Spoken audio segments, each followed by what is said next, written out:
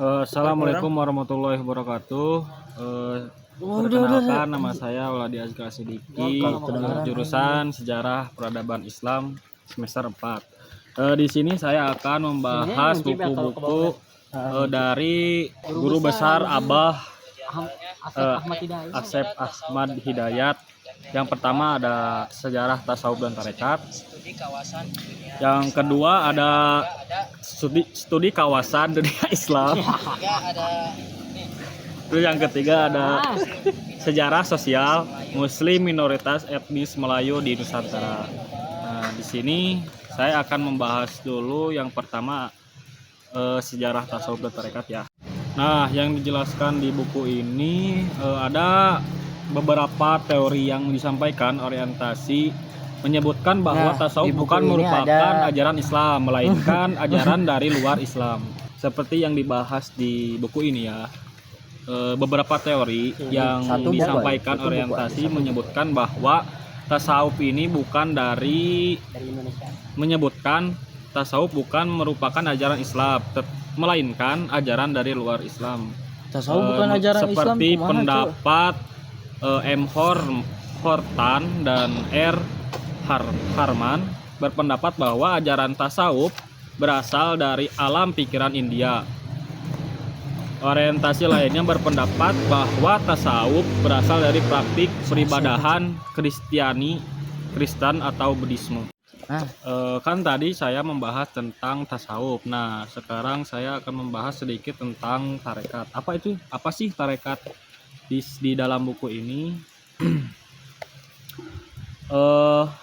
Pengertian tarikoh sebagai jalan ditemukan dalam beberapa ayat Al-Quran seperti dalam ayat-ayat berikuti seperti dalam Quran surat Toha ayat 20. Nah, Imam At-Tabari dalam tafsir At-Tabari menafsirkan kata at-tariqah dalam ayat surah Al-Jin tersebut sebagai tariqatul haq wal istiqomah, yaitu jalan kebenaran dan jalan istiqomah. Menurut Ibnu Abbas menafsirinya sebagai at-toroh atau jalan ketaatan. Bagi Mujahid, Thariqatul Islam adalah jalan agama Islam dan Thariqul Haq adalah jalan kebenaran. Nah, di dalam buku ini ada ulama-ulama yang terkenal, di antaranya Husain Al-Basri, Ibrahim bin Adham, Sufyan Ats-Tsauri, Robi'ah Adawiyah, dan Ma'ruf Al-Kahfi. Nah, itu ulama-ulama yang terkenal pada buku ini. Lanjut ya kepada buku yang kedua, yaitu studi kawasan dunia Islam. Nah, studi kawasan dunia Islam menurut buku ini adalah bidang penelitian interdisipliner, multidisipliner, bahkan transdisipliner tentang wilayah geografis tertentu. Di dalamnya termasuk ilmu sosial, humaniora, ilmu politik, hubungan internasional, dan bahkan studi bahasa.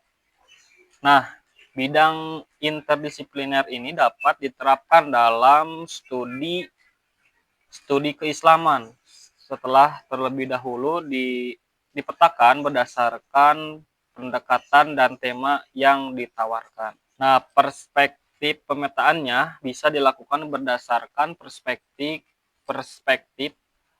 geopolitik, menitik beratkan pada pembentukan kerangka ilmu pengetahuan secara empiris yang terkait dengan Islam dan peradaban Islam.